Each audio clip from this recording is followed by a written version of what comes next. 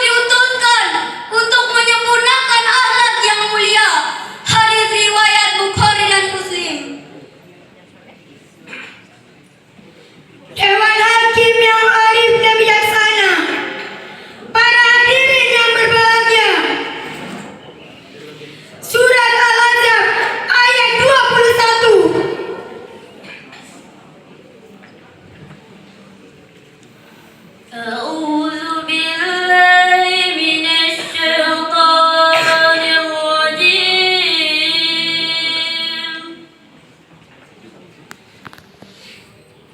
بسم الله الرحمن الرحيم.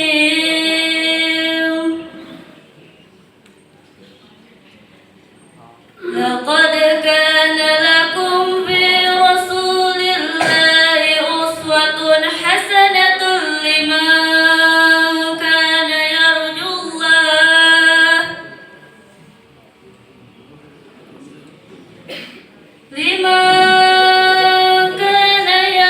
الله يوم الآخر وذكر الله كثيرا. Aku berlindung kepada Allah dari godaan setan yang terkutuk dengan menyebut nama Allah yang Maha Pengasih lagi Maha Penyayang. Sesungguhnya telah ada pada diri Rasulullah SAW itu suri teladan yang baik bagimu, yaitu orang yang mengharapkan rahmat Allah dan kedatangan hari kiamat, dan banyak yang menyebut Allah.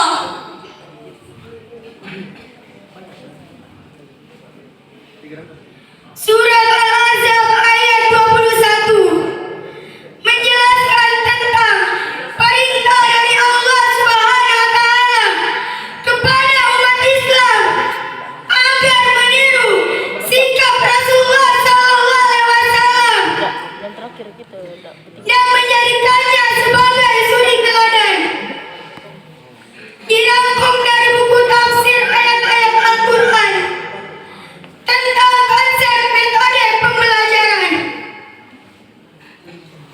Surat Al-Ahzab diturunkan pada masa perang Ahzab atau perang Khandaq yang terjadi sekitar 5 tahun Hijriah. Pada masa perang itu terdapat kaum muslim yang mengalami takut dan guncangan saat menghadapi pasukan sekutu musuh. Kemudian Allah Subhanahu wa taala memerintahkan kepada mereka agar meniru sikap kesabaran dan keteguhan Rasulullah SAW, baik dari segi perkataan atau perbuatan dalam berbagai aktivitas sehari-hari. Al-Ahzab adalah surat ke-33 dalam Al-Quran yang terdiri dari 73 ayat. Surat Al-Ahzab termasuk golongan surat Madaniyah karena diturunkan di Madinah. Dalam